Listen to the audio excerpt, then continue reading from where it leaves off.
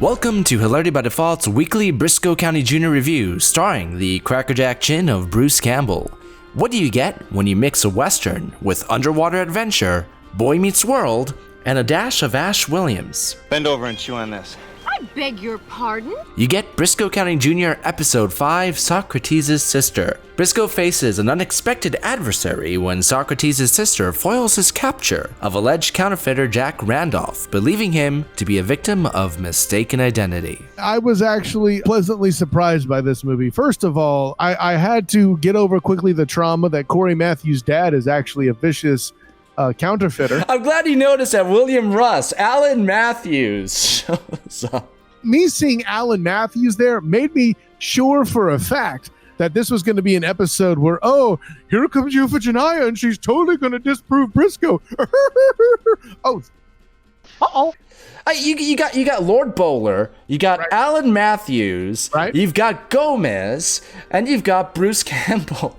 And then you have Comet and Pete and listen, they even left out Dixie Cummings for everybody's benefit. I love it. Dixie Cousins, but that's how I feel about her anyway. But you see what I did there, Demos? Anyways, now I wish I hadn't with that voice, but nevertheless, go on. Hater.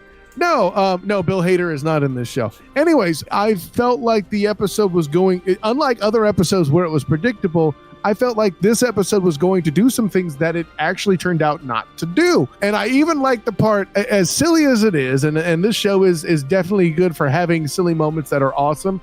I really love the point that it made where it calls out, what, you want me to go down there and fight him and have him laugh at me underwater while I'm struggling for air behind a piece of glass? No thanks. You know. Which is kind of a fun callback to the first episode, the pilot, when they're on the runaway stagecoach. He's like, I could leap onto the back of the rear horse and work my way out to the lead team, taking care not to fall beneath their thundering hooves. Oh, my. Or we could jump. Oh.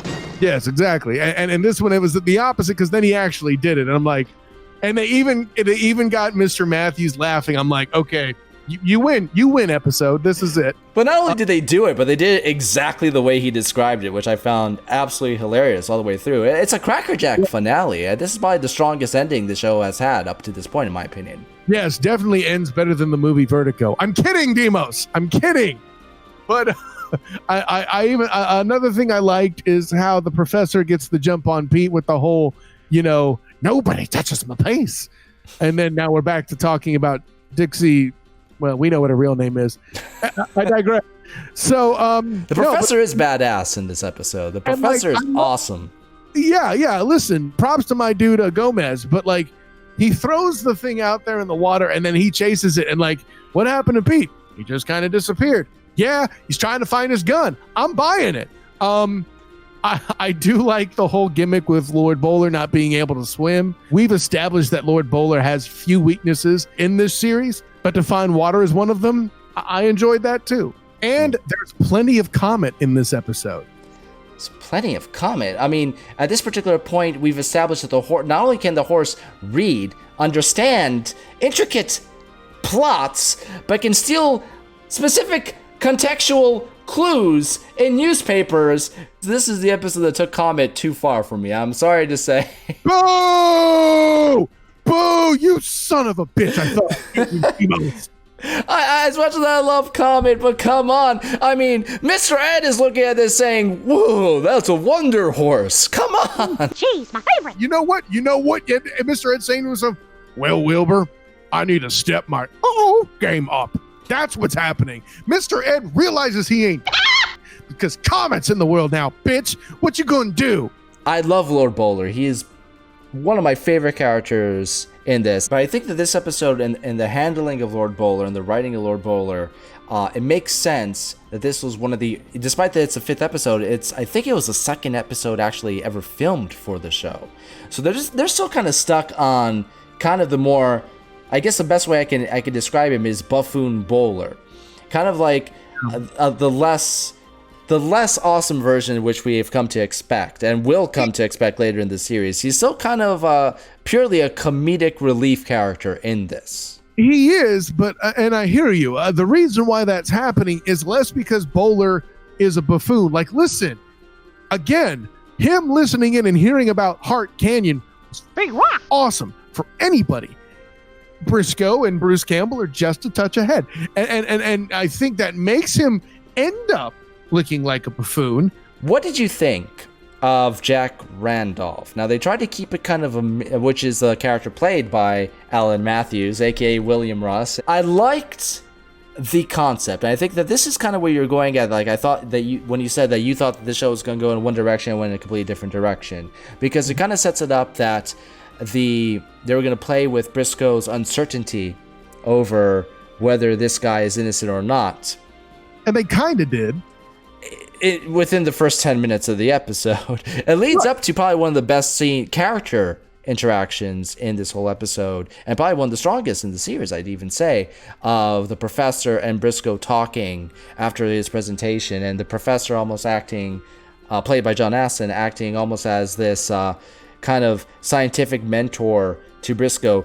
In many ways, he is the representation of the coming thing that Briscoe looks to, which makes sense that this character would be the character that imparts wisdom. My problem with Jack Randolph is, because that was an intriguing concept to me, I felt kind of disappointed that it moved past it as quickly as it did. I wanted to see a little bit more of the ambiguity behind it, especially because William Russ could play it so well, because we're already thinking, because of his association with Boy Meets World, that he has to be innocent. But it was so obvious that he wasn't, that ploy didn't work very well.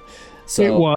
I don't know that I buy the same way that you do, that it was so obvious he wasn't. Like, I think, and maybe I'm affected by, watching it in 2019 better than in the 90s when it would have been first portrayed.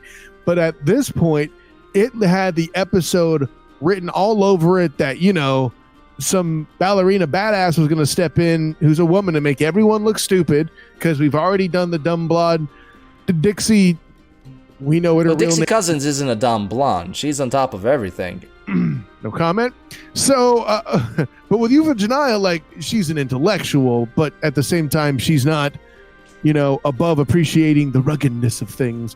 I didn't find her particularly endearing, to steal your analysis from other shows we've done on characters, but I think that worked for her to be a little less endearing. If they had kept up the ambiguity and you were able to buy in her plight a little bit more and say maybe she has a point and so forth, by making that heel turn as early as it did, it robbed us of our connection to her, made her look like an idiot very, very quickly, and made her more annoying as a character thereof.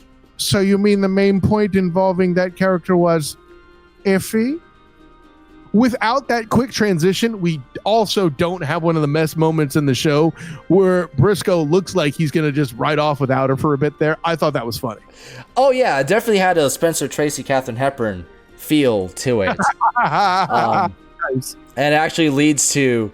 it leads to a scene that I think is just so freaking ridiculous. I can't make up my mind whether I freaking love it or I despise it. And it's the trap that Pete sets him in with the leather straps and how they tighten under the heat of the sun and so forth. I think that the whole setup is ridiculous. It's very, very comic booky and cartoony.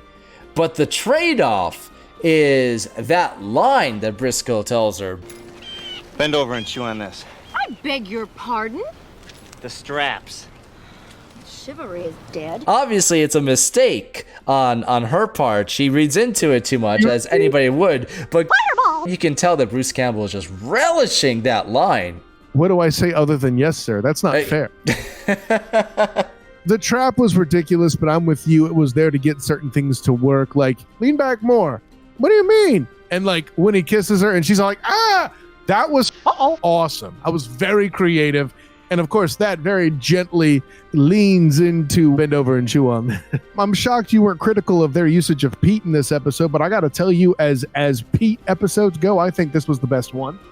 That's the reason I actually have, for the first time, I know I said that I thought he was handled okay in the last episode, but a lot of that is due to the interactions he has with John Astin. Right. I mean, him and Randolph together makes sense as a pairing, right? I mean, it's obvious that Randolph as a villain is supposed to be a little bit more intellectual, not psycho like Bly, but intellectual than a lot of the others that we dealt with. And I mean, counterfeiting is technically a white collar affair, right?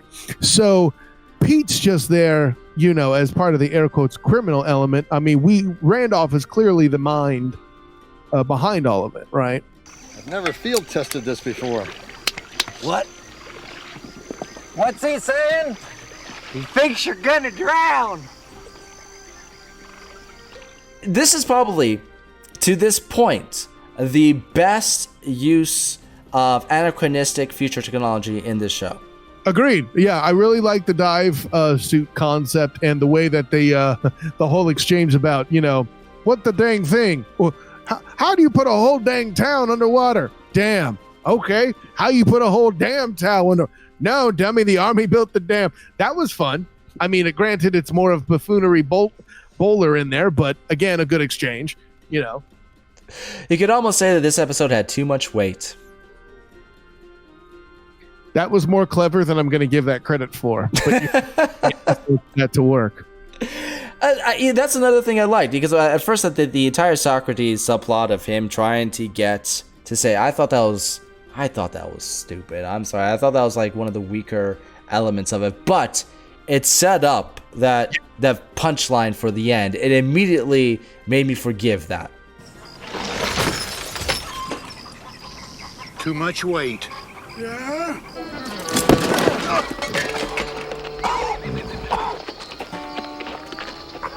Too much weight.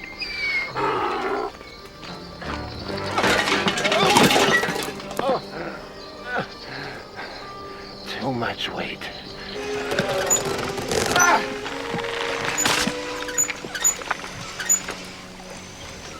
Too much weight.